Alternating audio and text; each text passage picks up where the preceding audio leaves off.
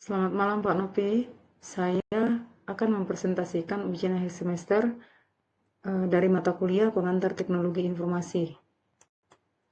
Saya dari kelas NJ 103, Prodi PJJ Manajemen dengan nomor induk mahasiswa 2402 01 01 0005. Bab 1, Data dan Informasi. 1.1 Data. Pengertian data. Definisi data pada ilmu komputer yaitu suatu bentuk informasi yang bekerja dalam bahasa tertentu dan telah diproses secara efektif, dapat berupa mata pelajaran tunggal atau jamak yang dipakai pada proses tertentu. Data bisa berbentuk informasi seperti bentuk digital biner, terutama di media dan komputer saat ini. Data berguna untuk memperjelas informasi sebagai dasar perencanaan, dan data juga bisa dimanfaatkan sebagai bahan evaluasi. 1.1.1.2 Penyimpanan data. Penyimpanan data atau kata lainnya dikenal sebagai data storage merupakan media penyimpanan komputer berbagai macam data digital yang dapat diproses ulang kembali. Data yang diproses bisa dibuka dan dibaca dengan memerlukan sebuah perangkat komputer. Komputer dapat menampilkan data berupa teks, audio, gambar, dan bahkan video dengan bilangan biner 1 dan 0.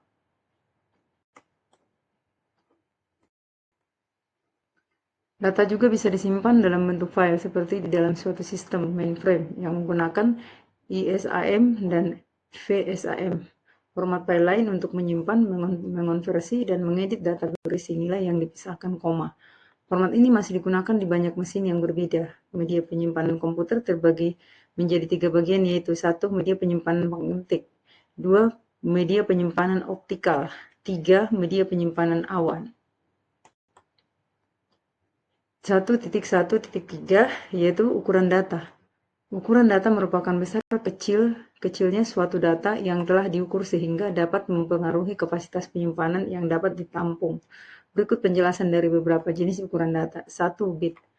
Bit adalah singkatan dari binary digit yang termasuk angka biner. Angka biner termasuk dalam satuan data terkecil. 2. Byte.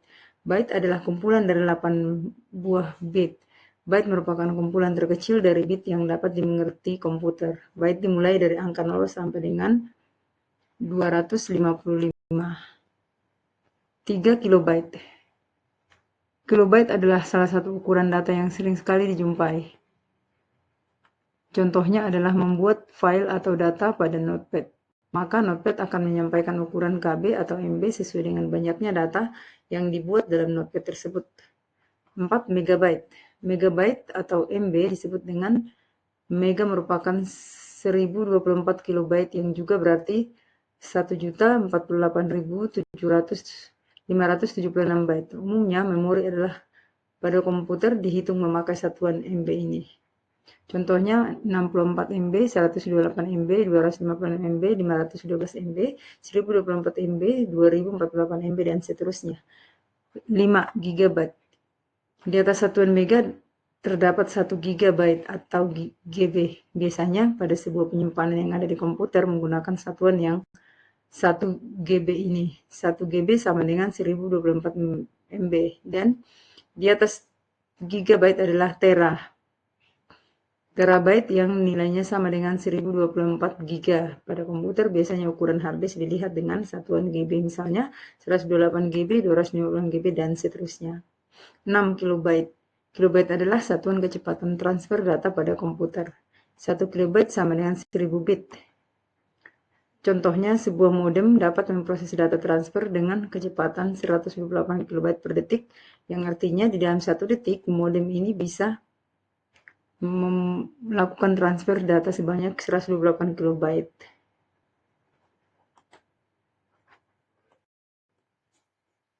7. Megabit. Megabit merupakan kecepatan transfer data ini lebih besar dari kilobit.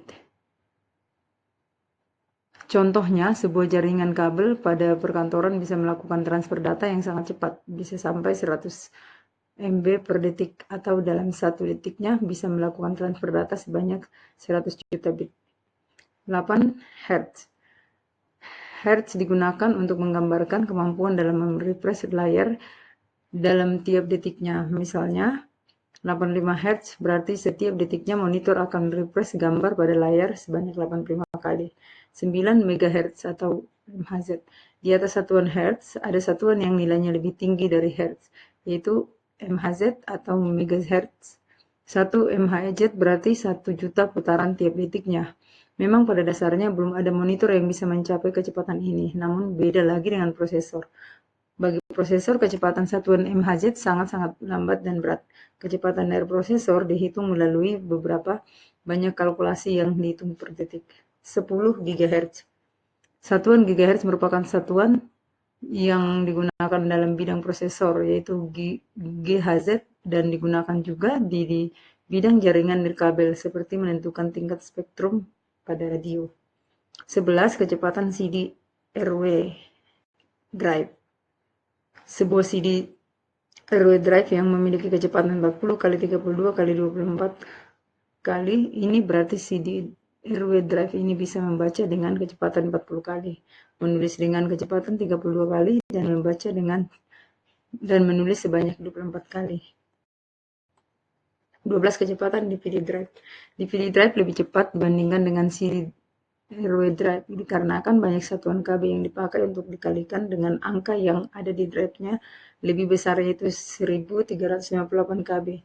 Maka setiap angka yang berada di drive DVD harus dikalikan dengan 1358 KB per detik supaya bisa mengetahui kecepatan dari DVD drive dalam membaca dan menulis data.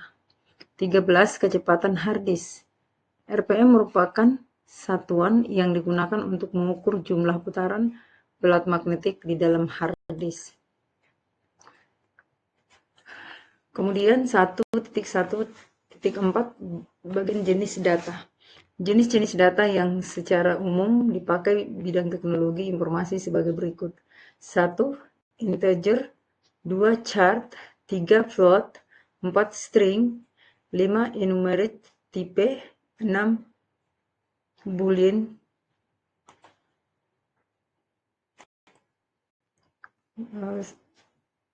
Lalu sekarang ke bagian informasi, pengertian informasi. Berdasarkan pendapat para peneliti, maka dapat disimpulkan bahwa informasi atau dikenal dengan istilah information adalah data yang dikumpulkan, kemudian diolah atau diproses, sehingga data tersebut lebih berguna dan bermanfaat dari sebelumnya. Informasi juga dapat diartikan sebagai pernyataan, keterangan, dan simbol-simbol yang memiliki makna. Informasi biasanya digunakan sebagai pengambil sebuah keputusan yang baik dan dapat digunakan di masa sekarang hingga di masa yang akan datang. Di dalam sebuah informasi tentunya ada pesan yang disampaikan kepada penerima, sehingga perlunya tingkat keakuratan data yang diolah sebelumnya. Akan tetapi, tidak sedikit orang membuat sebuah informasi yang tidak valid sehingga dapat merugikan orang lain. Contoh informasi yang baik adalah mahasiswa penerima beasiswa. Menulis dapat meningkatkan daya ingat yang lama.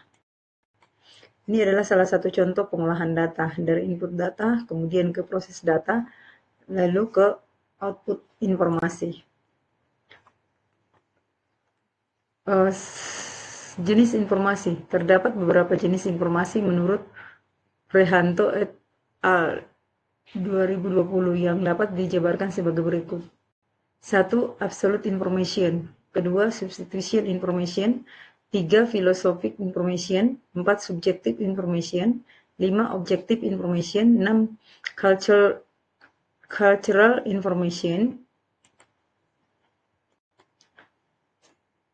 Kemudian definisi pada data pada ilmu komputer, yaitu suatu bentuk informasi yang bekerja dalam bahasa tertentu dan telah diproses secara efektif. Dapat berupa mata pelajaran tunggal atau jamak yang dipakai pada proses tertentu. Contohnya yaitu formulir kehadiran mahasiswa saat perkuliahan. Data bisa berbentuk informasi seperti bentuk digital binar, terutama di media dan komputer saat ini. Ada juga data yang disebut dengan data mentah yang dimanfaatkan untuk mendeskripsikan data dalam bentuk digital paling dasar. Kemudian kegunaan informasi adalah informasi memiliki kegunaan yang beragam dan sangat berperan penting dalam kegiatan sehari-hari, mulai dari bangun tidur hingga tidur. Berikut beberapa kegunaan informasi. 1.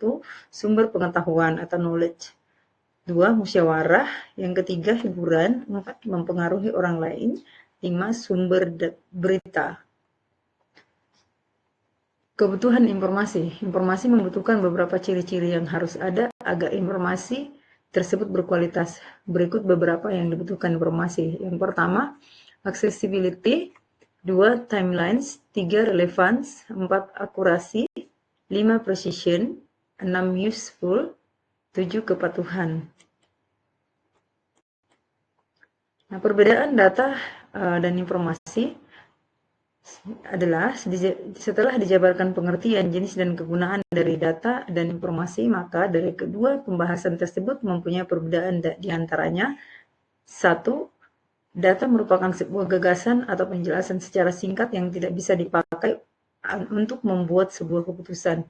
Informasi merupakan sebuah gagasan yang telah diolah sehingga menghasilkan sebuah pengetahuan baru yang bisa dipakai untuk mengambil sebuah keputusan.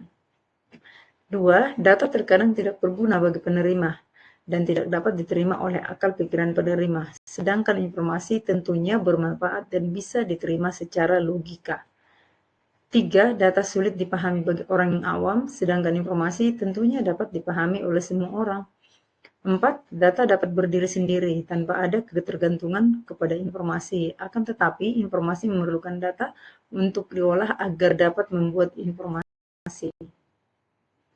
Bab kedua adalah konsep teknologi dan informasi. Dasar teknologi informasi.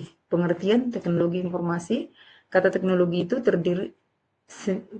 itu sendiri berasal dari kata teknologi, atau bisa juga berasal dari kata tekno. Makna dari kedua kata tekno adalah keahlian dan pengetahuan. Sehingga pengertian dari teknologi pada umumnya adalah sebuah keahlian atau hal-hal juga berkaitan dengan pengetahuan. Arti kata teknologi ini hanya terbatas pada benda yang memiliki wujud saja, seperti misalnya peralatan atau mesin. Teknologi merupakan sebuah perkembangan perangkat keras atau hardware maupun perangkat lunak atau software yang didasari ilmu pengetahuan dengan seiring berkembangan zaman dan didasari kebutuhan penggunaan saat ini. Pada intinya, teknologi itu hasil dari rekayasa perangkat keras, hardware, dan perangkat lunak atau software yang membantu pekerjaan pengguna saat ini dari lama menjadi cepat, dari susah menjadi mudah. Teknologi informasi adalah sebuah perkembangan di bidang informasi dalam menjalankan tugas sehari-hari, baik mendapatkan informasi maupun penyebaran informasi. Misalnya, media cetak sekarang mulai beralih ke media online dengan perangkat komputer maupun gadget yang kita dapat menikmati informasi.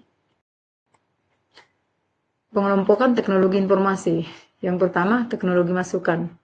2. Mesin pemroses. 3. Teknologi penyimpanan. 4. Teknologi keluaran. 5. Teknologi perangkat lunak. Komponen sistem teknologi informasi. Yang pertama, perangkat keras. Hardware adalah perangkat keras komputer yang digunakan oleh seseorang operator atau brainware yang terdiri dari monitor, prosesor, memori card, kabel data, keyboard, mouse, hard disk, dan masih banyak lainnya. 2. Perangkat lunak atau software. Software merupakan media yang dapat membantu untuk mengoptimalkan fungsi dari hardware dengan menerjemahkan berbagai ilustrasi yang diberikan oleh operator. Software dapat dibagi menjadi dua, yaitu software system dan software aplikasi. 3. Infoware. Komponen ini merupakan suatu dokumentasi yang melekat pada dokumen yang berisi sebuah informasi atau data dan gambaran yang diperlukan dalam proses transformasi, prosedur, teknis, dan hubungan dokumen tersebut. Tujuan adanya teknologi informasi adalah sebagai berikut. Yang pertama, memudahkan manusia dalam berkomunikasi. 2. Untuk manajemen data. Yang ketiga, menghasilkan atau generating. Keempat, menyimpan atau storage. 5. Mencari kembali atau retrieval. 6. Sebagai transmisi atau transmission. 2.4 Klasifikasi sistem teknologi informasi. Menurut fungsi sistem, sistem teknologi informasi dapat membedakan dengan berbagai cara pengklasifikasian, diantaranya 1. Sistem teknologi informasi yang melekat atau embedded IT system. 2. Sistem teknologi informasi yang khusus atau dedicated IT system. 3. Sistem teknologi informasi serbaguna atau purpose IT system. Menurut ukuran, Ukuran dalam pengklasifikasian sistem teknologi informasi tidak harus berupa ukuran fisik, tetapi lebih cenderung didasarkan pada satu, ukuran informasi yang dapat ditampung. Dua, kemampuan sistem yang ditawarkan. Ketiga, kecepatan pemrosesan. Berdasarkan jumlah orang yang menggunakan sistem secara bersamaan, klasifikasi ukuran yaitu 1. Mikrokomputer, 2. Workstation, 3. Mini komputer, 4. Mainframe komputer, 5. Superkomputer,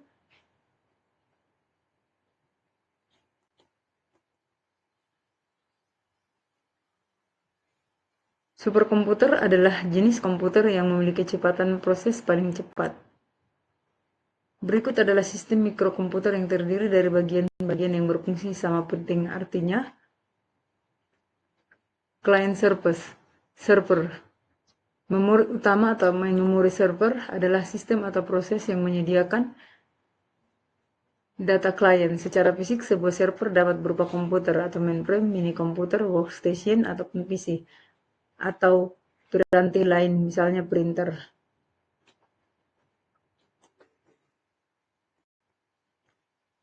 Dua titik lima, peranan teknologi informasi. Yang pertama, teknologi informasi dalam dunia perbankan. 2. Teknologi informasi dalam dunia pendidikan. 3. Teknologi informasi dalam dunia medis. 4. Teknologi informasi untuk kepolisian. 5. Teknologi informasi untuk perdagangan elektronik. 6. Teknologi informasi untuk perancangan produk. Kita sekarang ke bab 3 adalah bagian perangkat input dan output komputer. Pengertian perangkat input dan output komputer adalah perangkat atau alat input dan output merupakan komponen yang ada dalam komputer. Suatu komputer terdiri dari berbagai perangkat keras atau hardware, perangkat lunak atau software, maupun penggunaan dengan yang lainnya berbeda dalam hal fungsinya. Perangkat komputer diklasifikasikan lebih lanjut menjadi diproses, perangkat penyimpanan, dan perangkat atau alat input atau output lainnya. Perangkat komputer, jenis komputer pada komputer. Bab 4, bilangan.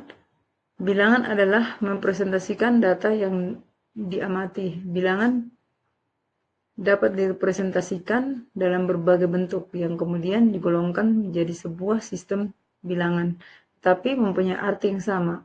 Untuk suatu jenis bilangan, biasanya sebuah bilangannya akan direpresentasikan dalam sebuah konversi bilangan, diikuti di belakangnya dengan menggambarkan jenis bilangan tersebut. Bentuk seperti ini dinamakan radix atau basis. Bilangan desimal merupakan bilangan berbasis 10 dengan setiap nilai yang berbeda. Bilangan tersebut yaitu 1, 2, 3, 4, 5, 6, 7, dan 8, dan 9.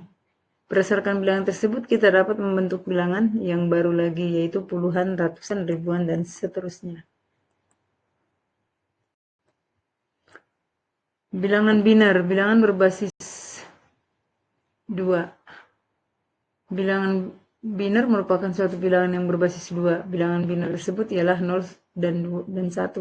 Kedua bilangan tersebut dapat digunakan sejak pertama kalinya komputer di elektronik dioperasikan. Kode-kode mesin komputer yang telah disimpan, program datanya kemudian dimanipulasi dengan menggunakan bilangan biner. Bobot nilai bilangan biner dapat ditentukan berdasarkan posisi angka yang nilainya semakin besar. Kemudian bilangan okta.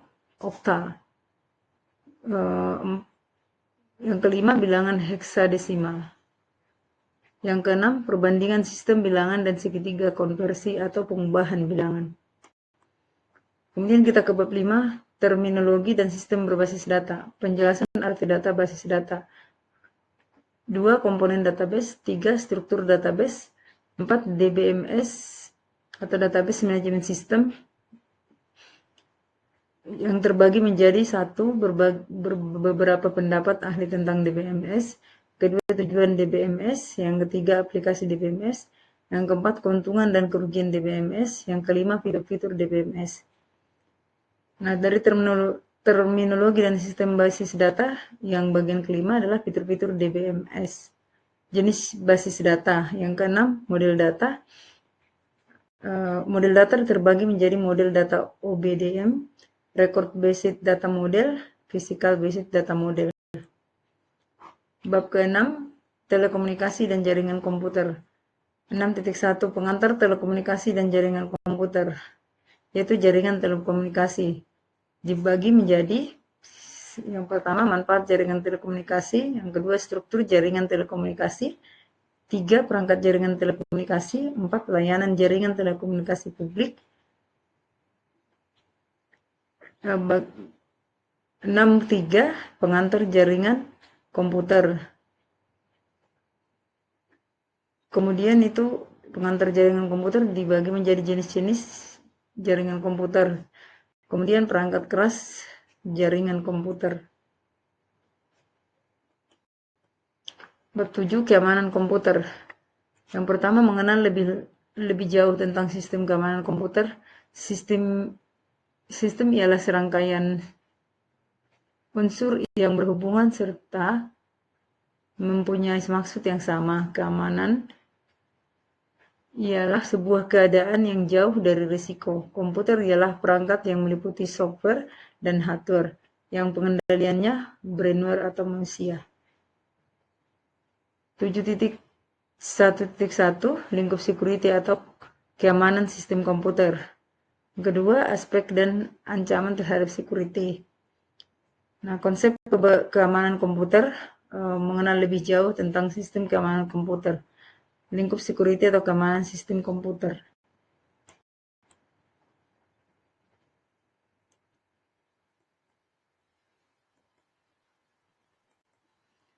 Kita sekarang ke 8, yaitu Artificial Intelligence.